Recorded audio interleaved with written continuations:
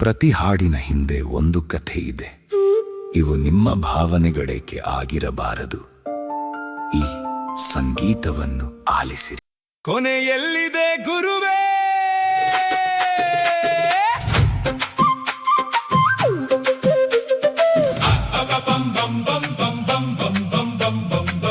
ಆರೋಗ್ಯವೇ ಭಾಗ್ಯ ಅಂದರು, ಅದನ್ನೇ ನಂಬಿ ಹೊರಟೆವು. ಒಬ್ಬೊಬ್ಬರು ಒಂದೊಂದು ಹೇಳಿ ಕೊನೆಗೆ ನಾವೇ ಗೊಂದಲವಾದೆವು. ಕೊನೆಯಲ್ಲಿದೆ ಗುರುವೇ, ಈ ಸಲಹೆಗಳಿಗೆ ಕೊನೆಯಲ್ಲಿದೆ ಗುರುವೇ. ಯೋಗ ಮಾಡಿದರೆ ದೇಹಕ್ಕೆ ಒಳ್ಳೆಯದು, ಬೆಳಗಿನ 5ಕ್ಕೆ ಎಬ್ಬಿಸಿದರು. ನಿದ್ದೆಯ ಕಣ್ಣನ್ನು ಉಜ್ಜಿಕೊಳ್ಳುತ್ತಾ ಕೈಕಾಲು ಮಡಚಲು ಕಲಿತೆವು. ಹೃದಯ ಗಟ್ಟಿಯಾಗಲು ಒಳಿ ಎಂದರು, ಶೂ ಹಾಕಿಕೊಂಡು ರಸ್ತೆಗಿಳಿದೆವು. ಹೊಟ್ಟೆ ಕರಗಲು ಸಕ್ಕರೆ ಬಿಡಿ ಎಂದರು, ಜಿಲೇಬಿ ಮೈಸೂರ್ ಪಾಕ್ ಮರೆತೆವು. ಊಟವಾದ ಮೇಲೆ 100 ಹೆಜ್ಜೆ ಎಂದಾಗ ಗಲ್ಲಿಯೆಲ್ಲ ಸುತ್ತಿದೆವು. ಮನಸ್ಸಿನ ಶಾಂತಿಗೆ ಪ್ರಾಣಾಯಾಮ, ಮೂಗು ಹಿಡಿದು ಉಸಿರೆಣಿಸಿದೆವು. ತೂಕ ಇಳಿಸಲು ಫಾಸ್ಟಿಂಗ್ ಮಾಡಿ ಹಸಿದ ಹೊಟ್ಟೆಯಲ್ಲೇ ಕಾದೆವು.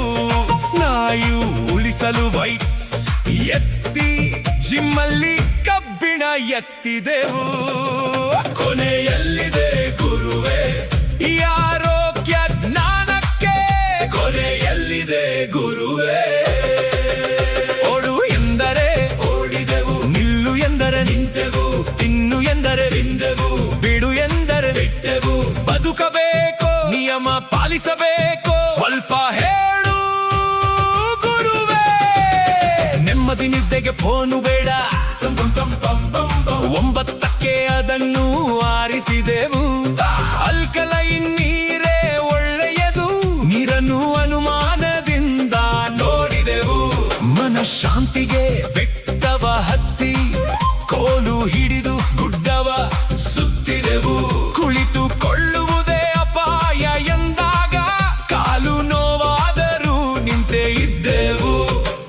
ವಿಟಮಿನ್ ಡಿಗೆ ಬಿಸಿಲು ಬೇಕು, ಸೂರ್ಯನ ಮುಂದೆ ನಿಂತುಕೊಂಡೆವು. ಸಾಮಾನ್ಯ ಎಣ್ಣೆ ಬೇಡ ಎಂದಾಗ ದುಬಾರಿ ಗಾಣದ ಎಣ್ಣೆ ತಂದೆವು.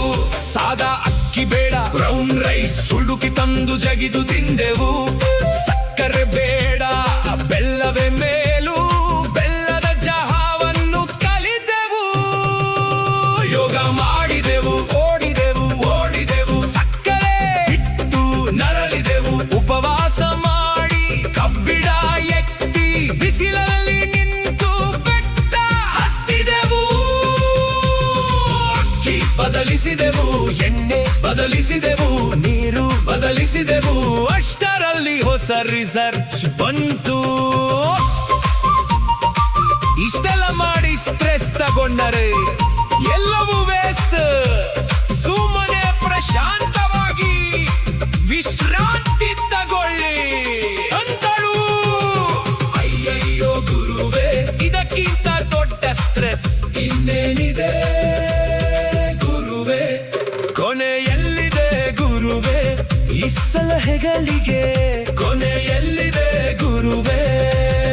ಯೋಗವೂ ಆಯ್ತು, ಊಟವೂ ಆಯ್ತು, ಡಯೆಟ್ಟು ಆಯ್ತು, ಫಾಸ್ಟಿಂಗು ಆಯ್ತು, ಬಿಸಿಲು ಆಯ್ತು, ಬೆಟ್ಟವ.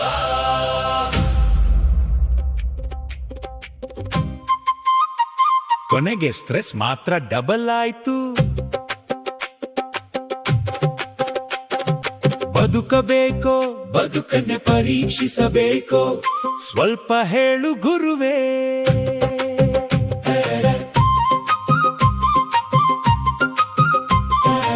ಆರೋಗ್ಯಕ್ಕಾಗಿ ಬದುಕೋಣ, ಆರೋಗ್ಯದ ಭಯದಲ್ಲಿ ಬದುಕದಿರೋಣ.